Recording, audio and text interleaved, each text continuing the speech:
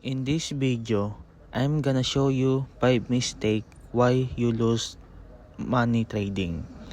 Stick around because this might save your account. Mistake number 1, ignoring risk management. Risk management means deciding how much you are willing to lose before you enter a trade. It's your safety net. Because without it, one bad trade can wipe out weeks of profits. Trading is about survival first, money is second. Before you open every single trade, not during, not after. If you are thinking about risk while the trade is going against you, it's already too late. Mistake number 2, trading with no psychology control. Letting emotion like fear or greed make your decision instead of logic. Fear make you cut winners early. Greed make you hold loser too long. Revenge after the lose, that's how you blow up your account. Every moment you are in trading, the market will test your emotion. If you can't stay calm, the market will take your money. Mistake number 3, relying too much on indicators. Using too many lagging lines like RSI, MACD, and moving average to tell you when to buy and sell. Indicators only show you what already happened.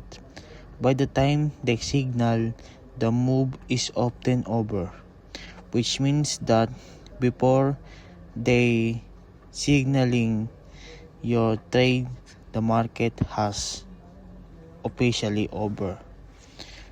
You end up entering late and getting trapped.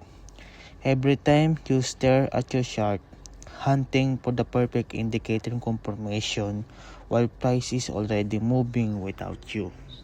Mistake number 4, trading the wrong market type. Jumping into futures, spot, options, or penny stock without understanding how each works. Futures have leverage that can liquidate you fast. Spot trading is straightforward but slower. Options have expiration date that decay your position. Each market has its own rules and risks. When you treat every market the same and wonder why your strategy works in one but blow ups in another, know what you're trading before you click buy. Mistake number 5, not letting the market do its job. Entering a trade and then constantly watching, stressing, and micromanaging every tick. You enter based on your setup. Now let the setup play out. Intervening out of fear or impatient ruin perfectly good trades you are getting in your own way. Right after you place your trade, that's when anxiety hits and you want to move your stop.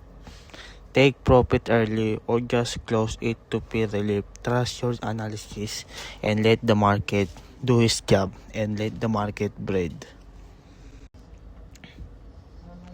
So there you have it. Fix these 5 mistakes and you stop being the reason you lose money. Thanks for watching. Trade smart.